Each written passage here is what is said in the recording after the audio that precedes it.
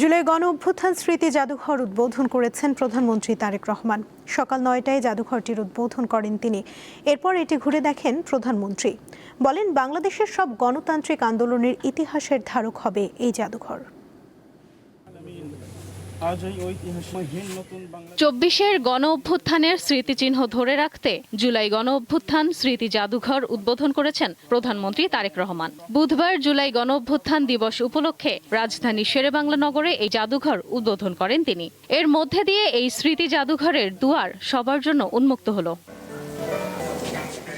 উদ্বোধনের পর জাদুঘরের বিভিন্ন গ্যালারি ঘুরে দেখেন প্রধানমন্ত্রী। এ সময় তার সঙ্গে ছিলেন সাবেক অন্তর্বর্তী সরকারের প্রধান উপদেষ্টা ডক্টর ইউনূস।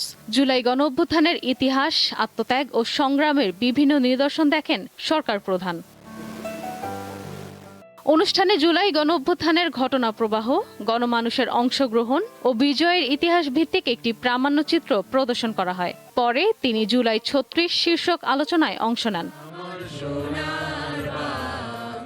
তারেক রহমান বলেন, শুধু জুলাই গণ অভ্যুত্থান নয়, বাংলাদেশের সব গণতান্ত্রিক আন্দোলনের প্রতিচ্ছবি হবে জুলাই গণ অভ্যুত্থান স্মৃতি জাদুঘর। জুলাই গণ অভ্যুত্থান স্মৃতি জাদুঘর ভবিষ্যতের প্রজন্মের সামনে তাদের পূর্বসূরিদের সাহসী ইতিহাস যেমন তুলে ধরবে, অপরদিকে তাদের সামনে উন্মোচিত হবে বিতাড়িত ফ্যাসিস্টদের মুখোশ। স্মৃতি জাদুঘর আমাদের জনগণের সংগ্রাম, আত্মত্যাগ, বেদনা, সাহস ও গণতান্ত্রিক আকাঙ্ক্ষাকে জাতীয় স্মৃতিতে স্থায়ীভাবে ধারণ করার এক ঐতিহাসিক উদ্যোগ।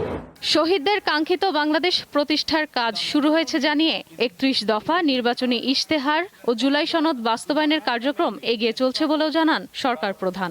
২০২৪ সালের গণ অভ্যুত্থান কোনো একক ব্যক্তি, গোষ্ঠী কিংবা দলের নয়। এই অভ্যুত্থানের মহানায়ক বাংলাদেশের গণতান্ত্রিকামী জনগণ। ফ্যাসিবাদ বিরোধী আন্দোলনে যারা হতাহত হয়েছেন, পর্যায়ক্রমে আইনের যথাযথ প্রক্রিয়া অনুসরণ করে সেই বিচার হবে স্বচ্ছ, নিরপেক্ষ এবং বিশ্বাসযোগ্য। জুলাই গণ অভ্যুত্থান স্মৃতি জাদুঘর বৃহস্পতিবার থেকে সবার জন্য উন্মুক্ত হবে। এই বাংলাদেশ আর কখনোই তাবিদারি রাষ্ট্রে পরিণত হবে না, ইনশাআল্লাহ। ইশরাত সুমা, দীপ্ত সংবাদ।